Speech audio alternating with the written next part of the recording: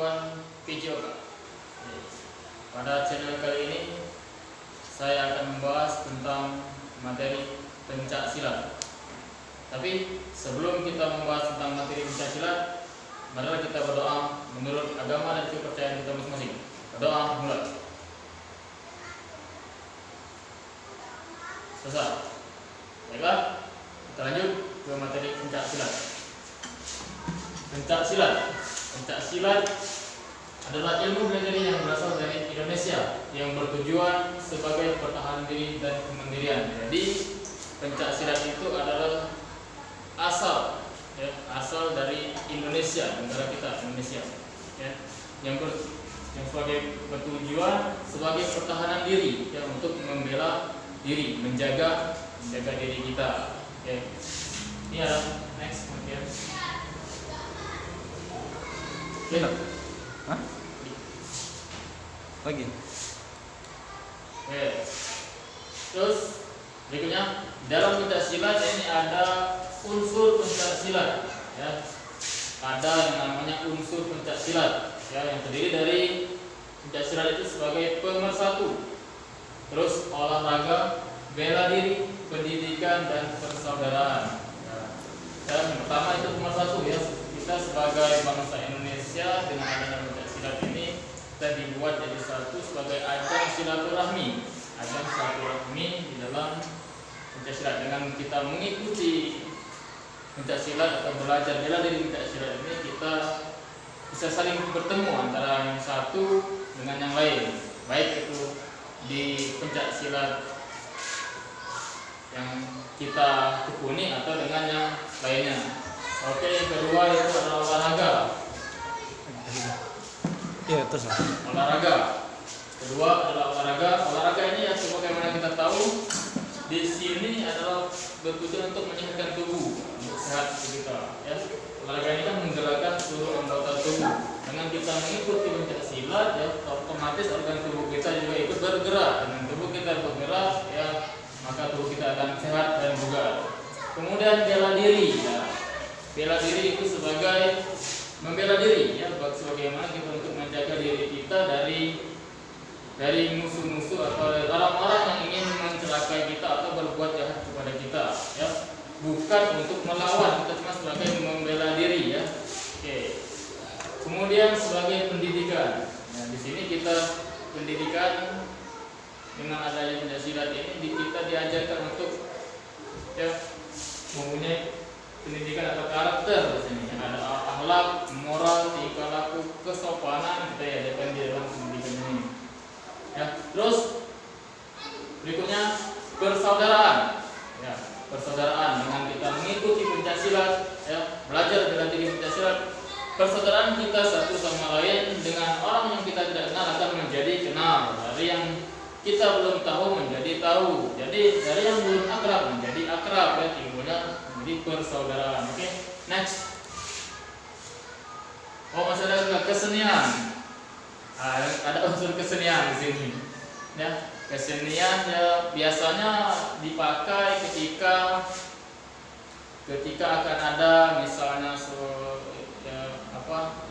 acara-acara, baik itu acaranya yang bersifat adat, di Betawi, kalau ada acara nikah misalnya kan sering dibuka-buka dengan pesilat-pesilat, sebagai atraksi, sebagai atraksi untuk menghibur para pendatang.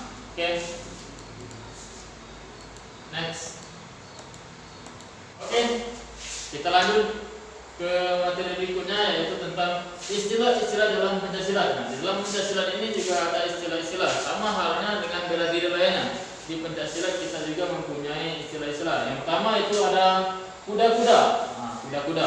Terus ada sikap, langkah, kembangan, buah, jurus, sapuan, dan yang terakhir itu adalah kuncian. Oke, next. Ini penjelasan dari yang istilah-istilah tadi. Penjelasan tentang istilah dalam pencak silat. Yang pertama tadi adalah kuda-kuda.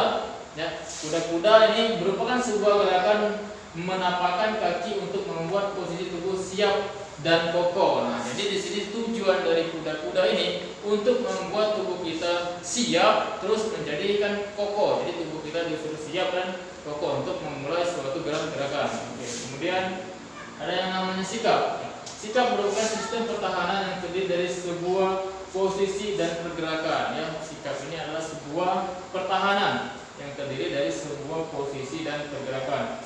Kemudian langkah. Langkah merupakan salah satu ikon penting dalam bela diri ini karena untuk mempertahankan diri dari serangan musuh seperti langkah 3 dan langkah 4. Nah, jadi ini itu adalah suatu untuk pertahanan diri ya, langkah ini untuk pertahanan diri dari musuh atau orang-orang yang ingin menyerang kita, baik itu langkah ke kanan, ke kiri, ke belakang untuk mengelak. Terus kembangan merupakan sebuah gerakan tangan yang dilakukan supaya memperhatikan, mengontrol lawan untuk mencari celah menyerang. Nah, di sini ya kembangan ini kita disuruh untuk menyerang ya, untuk mencari celah untuk melawan. Kalau kita di dalam posisi atau kondisi dijahati atau dikurangi oleh orang. Kemudian buah. Buah ini yang diartikan bahwa memiliki banyak teknik dalam menyerang dan bertahan. Nah, maksud dari buah ini yaitu menjelaskan bahwasanya di dalam pencak silat ini ada banyak teknik, baik itu teknik menyerang maupun teknik bertahan. Oke. Yang keenam yaitu jurus. Jurus adalah sebuah rangkaian gerak dasar di bagian tubuh atas dan bawah. Nah, ya, adalah sebagian gerak dasar di bagian tubuh atas atau bawah. Ya.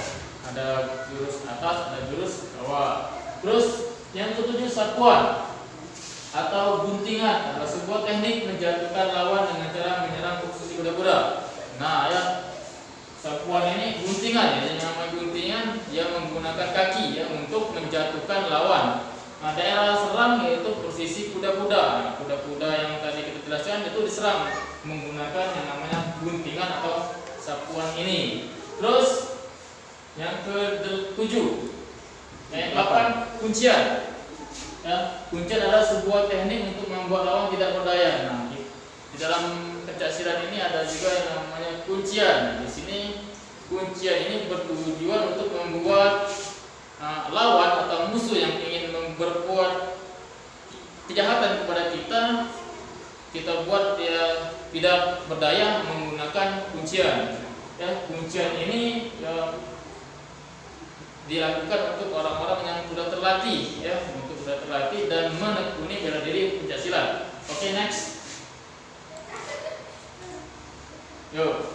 Kemudian ada yang namanya gerakan teknik dalam pencak silat. Nah, ada lagi gerakan teknik dalam pencak silat. Yang pertama itu sikap pasang. Yang kedua kuda-kuda. Terus pukulan, tendangan, tangkisan dan hindaran. Oke. Next.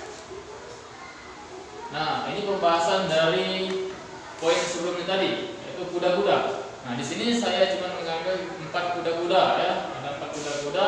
Yang pertama kuda-kuda depan, samping, tengah dan belakang. Ini langsung saya contohkan gerakannya ya. Kurang lebih seperti ini. Depan ya. Ini posisi badan menghadap ke depan ya. Terus salah satu kaki kita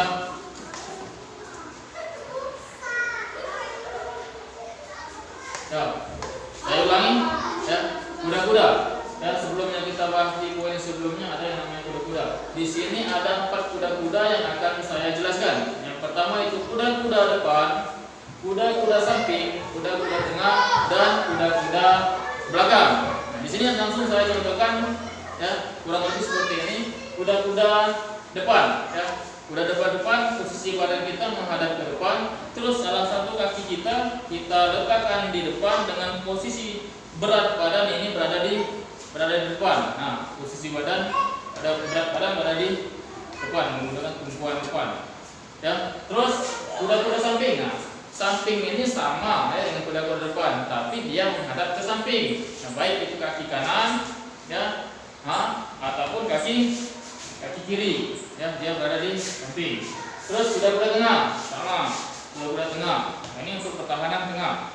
Nah, tangan selalu kita lindungi di depan ya, posisi tangan selalu di depan. Nih. Terus kuda-kuda belakang. Kuda-kuda belakang ini dia seperti huruf L, ya. Titik tumpunya berat di belakang, nih seperti ini. Nah, kurang lebih tangan selalu di depan atau sebelah kanan. Nah, ya, L. Oke, next.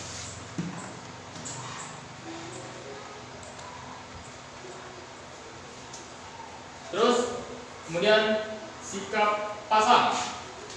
Nah, sikap pasang ada 4 sikap pasang yang akan saya jelaskan di sini. Ya, di Pancasila itu banyak ya sikap pasang, namun yang saya ambil di sini saya cuma 4. Ada 4 sikap pasang. Yang pertama sikap pasang 1. Ini langsung saya jelaskan cara melakukan sikap pasang. Ya, sikap pasang 1. Cara melakukannya, lakukan sikap kuda tengah belakang. Kedua, posisi berat badan berada di tengah-tengah kanan dan kiri. Ketiga, letakkan kedua tangan di depan dada dengan posisi telapak tangan terbuka. Kurang lebih contohnya seperti gambar di samping. Itu gambarnya. Oke, next. Sikap pasang 2. Nih, cara melakukannya, lakukan sikap kuda tengah serong. Terus, letakkan tangan kiri di depan dada dengan posisi telapak tangan terbuka. 3. Letakkan tangan kanan di depan dada dengan posisi telapak tangan mengepal. Nah, kepal. 4. Buka kedua kaki selebar bahu. Nah, bisa kalian lihat ya gambar di samping. Nah, itu kurang lebih seperti itu. Itu ada gambar. Oke, next. Sikap pasang 3. Cara melakukannya, lakukan sikap kuda samping. Nah, yang pertama kita lakukan sikap kuda samping. Yang kedua, posisikan kaki kiri lurus dan kaki kanan ditekuk. Oke, kaki kiri lurus dan kaki kanan ditekuk. 3, ya, letakkan tangan kanan di samping lurus dengan posisi telapak tangan terbuka. Oke, terbuka. 4, letakkan tangan kiri menyilang di depan dada dengan posisi telapak tangan terbuka atau sebaliknya. Oke, ini gambarnya. Bisa dilihat kurang lebih seperti itu. Oke, next. Sikap pasang 4. Oke, yang terakhir ya, sikap pasang 4. Cara melakukannya, lakukan sikap kuda depan. Ya, kuda depan. Kedua, posisikan kaki kiri lurus dan kaki kanan ditekuk. Kaki kiri lurus dan kaki kanan ditekuk. 3, letakkan salah satu tangan di depan dada dengan posisi telapak tangan mengepal. Posisi telapak mengepal. 4, letakkan tangan yang lainnya menyilang di depan dada dengan posisi telapak tangan terbuka. Nih gambar, ya. Oke, berikutnya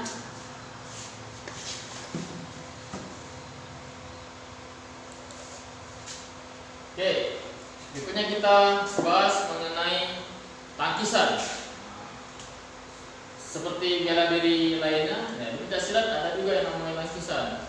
Di sini saya bahas terdiri dari 4 tangkisan. Ada 4 tangkisan yang akan saya bahas di sini. Yang pertama tangkisan dalam. Tangkisan dalam, kemudian tangkisan luar, tangkisan atas, tangkisan bawah. Nah, untuk gerakannya bisa kita lihat di poin berikutnya. Oke, next.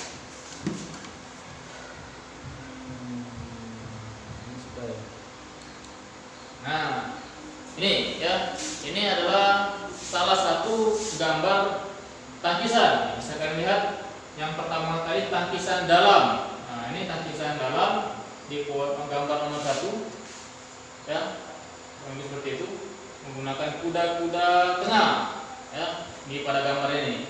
Kemudian tangkisan luar. Nah, tangkisan luar sama, menggunakan kuda tengah. Kemudian tangkisan 3, nah, atas, ya, menghindarkan kepala dari serangan. Itu menggunakan kuda depan, ya, dalam gambar ini. Terus tangkisan 4, nah itu tangan berada di depan dada menyilang, ya. Posisi kuda itu kuda menyilang, ya, kuda samping, ya, kuda samping. Oke, next. Nah, terus berikutnya adalah hindaran. Nah, poin ini adalah hindaran. Hindaran di sini saya bahas ada 7 macam hindaran dalam Pancasilat. Ya, ada 7. Yang pertama, hindaran hadap. hindaran hadap dilakukan dengan teknik semakin memperkecil jarak tubuh kita dengan tubuh lawan. Jadi di sini untuk memperkecil jarak atau mendekatkan jarak antara tubuh kita dengan tubuh lawan. Yang kedua, hindaran runduk. Nah, seperti namanya ya, runduk. Nah, atau bisa kita bilang bahasa kita ini menunduk. Nah, jadi hindaran ini dilakukan dengan cara menundukkan kepala, nunduk. Terus yang ketiga, hindaran langkah. Ya, hindaran langkah ini seperti dengan namanya menghindar menggunakan langkah. Ya, entah itu melangkah ke samping kanan, ke samping kiri, bisa juga ke belakang. Ya, pokoknya kita menghindar dengan cara bagaimana mungkin kita bisa menjauhkan diri kita dari lawan. Ya, baik itu ke kanan, ke kiri, ke belakang maupun ke depan. Kemudian hindaran condong dilakukan ketika mendapat serangan yang menuju ke kepala atau bagian tubuh atas. Nah, hindaran condongan ya untuk menghindar jika ada yang menyerang di bagian atas ya atau bagian kepala ya, menghindar. Nah, seperti ini atau ke kanan atau ke kiri bisa. Kemudian hindaran lompat atau angkat kaki dilakukan ketika lawan menyerang bagian kaki. Nah, hindaran ini dilakukan ketika kawan menyerang kaki, lompat ya. Apa? Nah, ya. Ketika musuh menyerang di bagian kaki. Terus hindaran kaki menyilang. Nah, hindaran kaki menyilang dilakukan dengan memindahkan kaki dengan cara menyilang. Dilakukan dengan cara kaki menyilang. Berarti seperti ini. Nah, kurang lebih. Ya. Terus hindaran deba seperti dengan namanya. Ya. Dilakukan ketika mendapat serangan dari berbagai arah dengan cara menjatuhkan diri ya, seperti dengan namanya reba. Aman bahasa kita yang kita kenal menjatuhkan diri. Nah, tapi hindaran ini ya dilakukan untuk orang-orang yang profesional karena hindaran ini akan memperhambat gerakan tubuh kita kalau posisi tubuh kita dalam keadaan jatuh ya. Kalau kita posisi tubuh dalam keadaan jatuh atau terguling ya, menghindari keadaan ini akan susah membuat tubuh kita untuk bergerak ya. Oleh dari itu jika kita belum profesional atau belum sanggup untuk melakukan hindaran ini sebaiknya untuk tidak dilakukan dulu. Oke, next. Oke, tendangan. Nah, ya. Kemudian ada tendangan. Dalam tendangan di sini akan ada saya bahas 4 jenis tendangan ya. Yang pertama itu tendangan lurus ke depan.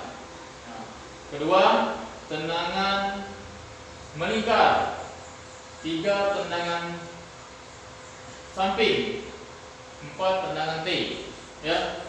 Nah, ini ada gambar-gambar ini. 1, gambar kedua, ketiga, 4. Ya, saya akan lihat kurang lebih salah satu gerakannya seperti itu. Oke, berikutnya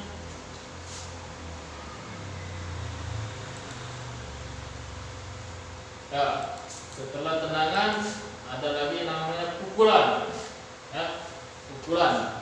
Dalam video ini pukulannya saya bahas materi yang terakhir. Di sini pukulan ada yang namanya pukulan lurus ke depan, terus pukulan karat, pukulan samping, pukulan meningkat atau sabit, tusukan, pukulan bandul, colokan, pukulan tegak. Oke, pukulan lurus ke depan. Ya, pukulan lurus ke depan ya, khususnya lurus ya, lurus ke depan. Nah, ini lurus depan, entah itu arahnya ke kepala atau perut, pokoknya arahnya ke depan. Terus pukulan karat. Pukulan karat tuh ya tepasan ya, tepas arah leher. Nah, ya ditepas arahnya sasarannya leher ke samping. Nah, ya kurang lebih seperti itu. Terus pukulan samping. Pukulan samping ini arahnya menyamping ya. Tuh. Nah, bisa juga kiri, samping. Ya, untuk menyerang musuh yang ada di samping. Terus pukulan melingkar. Pukulan melingkar ini sasarannya rahang ya. Jadi melingkar. Nah, ya. Melingkar. Terus pukulan tegak. Pukulan tegak ya, dia menggunakan, kalau pukulan depan menggunakan ini ya, depan. Kalau pukulan tegak dia menyamping. Nah, ya, samping. Posisi kepala itu menghadap ke samping. Nih, ya. Terus colokan seperti namanya colok mata, ya, menggunakan dua jari, ya. Nah, jari telunjuk dengan jari tengah, sasarannya mata. Ini posisi tangan dibuka, tangan tutup. Posisi dibuka, menyerang sasar mata. Ya. Terus pukulan bandul. Nah, pukulan bandul ini diambil dari bawah, ya, menuju ke dagu. Dari sini, nah, ya, dari belah hati bawah. Ya. Untuk di dagu bisa, untuk di ulu hati bisa, ya. Nah, ya. Terus yang terakhir tusukan, ya, menggunakan jari-jari tangan, ya, posisi tangan menghadap seperti ini, jadi ya bisa seperti ini juga bisa. Tusukannya diarahkan ke ulu hati, ya, ditusuk, bisa.